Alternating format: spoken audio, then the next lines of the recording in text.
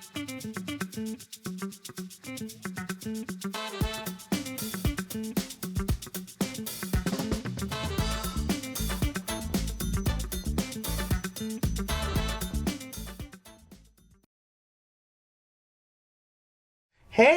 what's going on, everybody? It's Fia from Soul Survivors of Chicago. Welcome to Breaking the Silence, the show that talks about mental health, suicide prevention, and the importance of silencing the stigma. Today, we are so grateful for you. If this is your first time seeing the show, congratulations, welcome. If this is not, then welcome back. Yes. Okay, holla. Let me put my heart on. Good to see you. Good to see you. I go under the name of Phoenix Grace. That's my pen name. That's what I write under. I was going to ask you about that. Yes. So Phoenix Grace. Yes. So tell me, how did you get to all of this? Well, it started with learning to cope with your own self. Okay. Finding love within yourself, loving yourself first, because we lose ourselves. Mm-hmm. Before you know it, we have took care of other people, we have loved other people, but in the midst of that, we forgot about ourselves. Mm-hmm. And then we find ourselves in mental anguish. Mm-hmm. We find ourselves in a mental prison, locked, trying to figure out, do anyone love me? Or why love is so hard? Why can't I find love? Why can't love stay with me? So that's what took me to taking my thoughts, putting them on paper, and God said, share them with the world. Share them with the world. How beautiful is that, everybody? So, with that being said, really coming to an understanding, when you wrote this book, what was your purpose? Like, what did you want people to get out of it? Like, if there was one theme that would stand out about it? Because I'm pretty sure it gets deep, because love is deep. Yes, okay? Love is. Okay, what would you say you want them to get out of it? Trust yourself. Trust yourself. Trust your intuitions. Okay. Don't lose yourself for someone else. And know how to set boundaries. And no, boundaries is not unsafe. They're healthy. Mm-hmm. When we love, we think we have to set these boundaries, and now no one can touch us, no one can be around us, no one can say certain things to us. No, that doesn't mean that. You're creating a safe space for yourself, and you're protecting your heart. Okay. So just trust yourself and your intuitions. I love that. Yes. I love that. So how did you get to a place where you were able to say all this on paper? Like, I hear that you've been through the experiences and, something led you spiritually. But what were, like, the driving moments that really kept you going with this project? Because I'm pretty sure it was complex. Yes. And had a lot of things, and life is be life. And, yes, it does. And we're talking about mental health and the importance of really knowing boundaries. I hear this quote that talks about boundaries is the love that we give each other for the space we must need. Yes. Something to that respect. So it was really profound. I got to look it up. But yeah, how do you feel about, like, what led you to just kind of keep going throughout the midst of how life was going to continue? I had to look within myself. And I had to understand that I have to face my emotional, mental fight that I was dealing with. Going through from relationship to relationship, not seeing that I'm not the problem, they're not the problem. It's the way we love each other. It's the way we come at each other. It's the way that we build this bond, but it doesn't mean that we have to stay in it just to stay in it.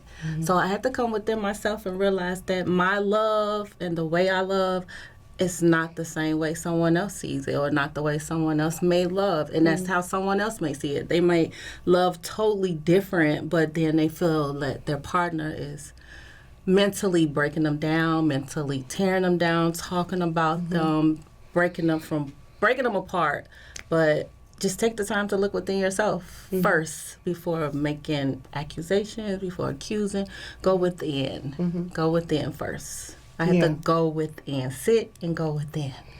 When I think about going within, I see that so prevalent because in these day and times, things are so stressful from a lot of things, from our environment down to just staying sane through work-life balance, Yes. Totally. Why do you think this book is so important now to be out in our spaces?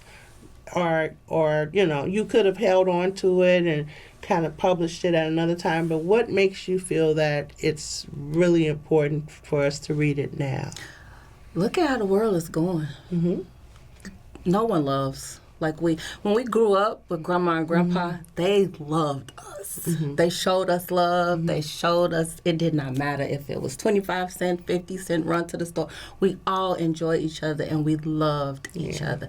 Nowadays, no. Love is hurt. Love is pain. Love is boasting. And those are the things that God said. Love is not boastful. Love is not hurt. Love is not pain. And the way the world is viewing it it's bad. So now I feel like taking those words that was mentally had me replaying over and over again and putting it on paper so people can understand that love is nice. Love is kind. Love is peace. Love is strength. Love is good. Love is good. Yeah. So it's like, come on, enjoy it. Enjoy. And then my motto is time waits for no one. So enjoy it. We can't go back. So we got to keep going. So enjoy love. I love you. Why you have it? So what's your favorite chapter of the book? It sounds so exciting to hear and so many dynamics with it, but if there was a chapter or something that really sticks out that you want people to know about, what would that be, or what would that? It's the part when I talk about how God loves us and how I view God through my eyes and the way I love. I love differently. God teaches us to love one another as He loved each other. So I view my love through His eyes. That's my favorite part. Just my love is different than everyone else's. Unique. I love it. So when we talk about how you've gotten to a point and how you get there, what advice would you give to persons who are struggling right now with mental health or, having stressors and want to, indulge in the same experiences that you're having right now? What advice maybe coming out of the book or how, you would take that step would you give to them? I would say learn to ground yourself. Grounding? Grounding. Okay. Now explain grounding, because grounding is not doing planting. No. It's actually a mental health coping mechanism. So you Absolutely. learn how to find your space for yourself. So grounding for me was writing. It was learning to just anything I wanted to say, I can say it on a piece of paper. And no one can tell me I'm wrong. No one can tell me I'm right. No one can say, oh, that's not good, or throw that in the garbage. No, it's mine. I love that. It's mine. It's mine. That's a point for everybody to know. Journaling is very healthy, it has a good way to say what's in my heart, what's in my head, what's in my spirit. I'm going to let go. I let it out. Yeah. And you can write it. You can scribble. You can draw. You can color it. Yeah. It's yours. So let's take a moment to look at the PSA that will show the flyer and a little bit more about how we can learn more about the book. Yes.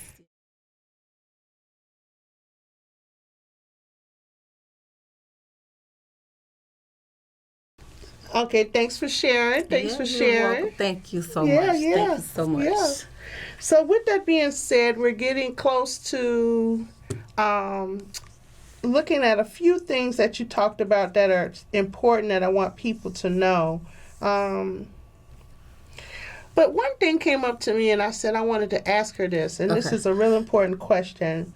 How do you think people who see the support from their partner dealing with mental health challenges, how do you use this philosophy of love and comfort when you have a partner who's struggling and not at the same place you are? Like, what bridge would that be for them to get to you or get to that place? First, you have to go within because you can't approach them.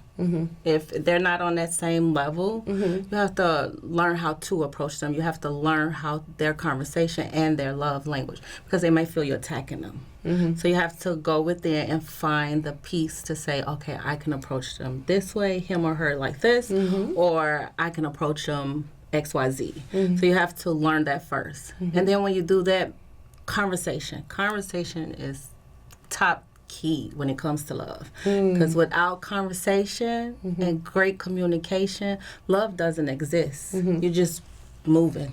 You got to be able to exist with each other, and so that conversation and to get a better understanding of one another and learning each other. And once you learn each other, then you got a better understanding of where this dynamic can go, and then you won't feel so like, oh, he doesn't want me, or he doesn't love me, or she doesn't want me, or she doesn't love me, because you both communicated it. So take the time to first look at yourself before we approach our partner, because we can be a little defensive. We can come off that way, or we can come off a little strong-headed. So just take it one day at a time. Love that. Yes. I love that. One day at a time. And you really spoke about boundaries earlier on and talking about them. And I wanted to go back and share a little bit about how important boundaries are when you're searching for love and when you're in love and then when you've established love. Yes, right? Definitely. And particularly for persons, and when we talk about mental health awareness, we're really talking about like getting within yourself, even though you have critics from the people on the street all the way down to people in your head, but being able to have some boundaries between those people and get an identity of what you are, and it takes work. Yeah. What do you think the book can help a person with that struggle do? Like, what do you think when it comes to the boundaries part they can pick up from, you know, what you've experienced? Well, you know, I didn't know I didn't have boundaries. I was told I had poor boundaries. Okay. So then that one made me write about how I love boundaries, because I had to learn what boundaries is. I had to do research. So I'm feeling like a little kid going through the library, going through a dictionary, trying to understand what is a boundary. Because I never was told I had poor boundaries. But when someone brought it to my attention, then I stepped inside to learn it. I took heed to it. And now that I know what boundaries are and how to go forth, it teaches our mental health that it's not a cage. It's safety. It's a safe space. Yeah. It's safety. So then you connect that with your mind and your heart, and now you're able to stick your chest out and walk like, okay, you can't hurt me because I have that boundary up. You can't destroy me because I put that boundary up. Yeah. So that teaches them that they're able to be like, I got this. I could do this with this boundary, instead of looking at it as, oh, I'm in a cage. No, boundaries are beautiful. It's beautiful to have. It's beautiful to walk through life with. It's beautiful for love. And it's really beautiful for our mental health. Very beautiful for it, because it keeps us leveled. Leveled. I like that. Yeah. Keeping us level. Keep us level. Yeah. Speaking of level, I wanted to give some time to talk a little bit about resources and all in all, these warm handoffs that we're doing in life, whether it's writing a book, doing your journals, having a television show, or just bringing out the message that, you know, it's important to share your experiences, and we're so grateful for that. But right now, we want to talk about the resource warm handoffs we can do today, in particular, talking about the book, and then also talking about Soul Survivors of Chicago, going to be a part of the Bud Billiken Parade this August. Thank you. So we're really excited, and we got a short clip to show, and we'll go with that and come back. Yeah, Phil! Do what you want.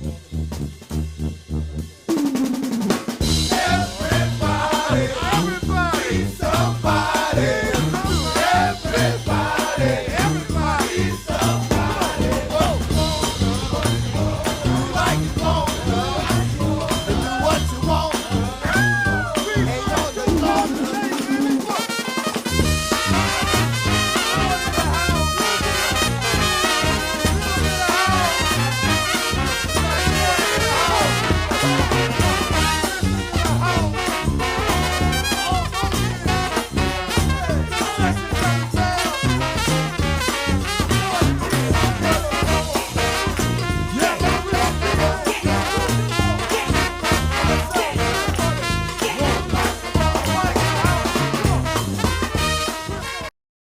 so much for that. I'm glad you saw the clip, and look for us in the parade or give us a shout out. We would love to see you while we're there. But let's continue with our conversation. So, how did you come up with the name of the book? You could have said anything, but what made you with that one line, love the way I see it, the way I know it? It was really hard. Uh-huh. It wasn't easy because it was like, how can I take my words and the front cover is what speaks to someone before they even open the book. So it has to be able to catch you. So I thought about it, like, if I'm walking past, what would catch me? What would make me like, oh, I want to know more about that? Let me look and see. And so that's how I was like, sitting down, I'm like, oh, I love love. It's the way I know it. So that's going to be my title. Okay. Love the way I know it. The way I know it. Yes. So is there a certain age group that would be targeted for the book, or who is your audience when you talk about that could read this book and pick up from it? Like, what would you say is the perfect person that would walk past that book and say, yes, I need that, I want that? I will say ages from 18 on up. Because us young ladies, starting at that age, we're being molded. Well, would males be able to watch Yes, it? Okay. yes. And males would, I would think they really would enjoy it too. Okay. Learn a little bit more about themselves, the part of them that they don't want to touch bases on, or they won't, keep hidden away. So I think it'll work good for them also. Okay. Yeah. Okay. Yeah. I love that. I love that. So when we talk about what people can get out of the book, and we talked about what's so important to know now, where do you see the next chapter to be for you? What do you aspire to have after this? And is there anything we should be looking out for in the near future? Yeah, so I just finished my first novel. Okay. And that's in the making. That's in its editing stage. Great. So, and that talks about mental health and love and boundaries. It's built into different characters. Okay. So now the characters come to life. And little stories is told throughout the book from grandma and grandpa on up. So that's my next step, my novel that's in the making. Okay. And I have already started trying to figure out where to land this mind of mine of loving to write, loving to create, loving to bring it to forth, and helping people. So I feel my mind is what's helping other people, just using my mind. Okay. Yeah. Yeah, looking in yourself, using your mind, and coming to another chapter. So that sounds exciting. I want to ask right away, like, who are the characters and who should we look out for? Keep an eye on little Naomi and little Jordan out there. Okay. So they're coming. They're in the editing stage. Yeah. So as we close and wrap up, tell me some of the things people are saying to you about the book. What do you feel the best feedback has been? Or what would you say has been helpful for you in this journey? Some people have told me they never thought that, they didn't see love that way. And how the strength and my willpower to just let those words flow off into someone else's hand. And I just feel like if someone can just walk away and say, oh, I felt safe, I felt comfortable, I did my job. Good. I did my job. Okay. Yeah, that feels rewarding. Yeah. It feels rewarding. So with that being said, everyone, we are at a great place. Thank you so much for having me. Oh, my God, coming. This was so thank amazing. Thank you for coming so much. You're very welcome. We don't want to end without at least you reading one page or paragraph. Yes, that would be something you would want folks to know. For the woman who loved honestly, even when honesty cost her comfort, may she never mistake her death for a flaw again. Love the way I know it. I love that. Love the way I know it. So some key points to remember. Look inside. Be not afraid to have boundaries and set limits. Yes, trust your intuition. Trust your intuition. Yes. Understanding that love comes in many, many sizes and forms, and that you can experience it. It does not discriminate. Yes. And that the love that LaTasha. I'm calling her from the name I know. Right. Back in the day, on 81st. Yeah, like the South Side. But my good sister who has done so amazing. You set the way. Well, you know what? It is the community that we lean on and the shoulders that we hold to. So we are so grateful for today and you all coming on to talk. Is there anything else you want to share? How people get in touch with you? Or? You can go to my website, softlyworthy.com, and that website will lead you to my books, to my Instagram, to my YouTube. And Softly Worthy is just us. Mm-hmm. It's just us. Mm-hmm. We're worthy and we're soft. And that's how God sees us. Yes. I love it. I love it.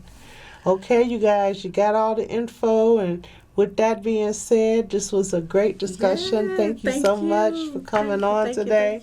And thank you all for joining us here, Soul Survivors of Chicago, breaking the silence, breaking the stigmas, talking about the important things when it comes to mental health, suicide prevention. Be well, and I'll see you next time. Yes. This was so nice.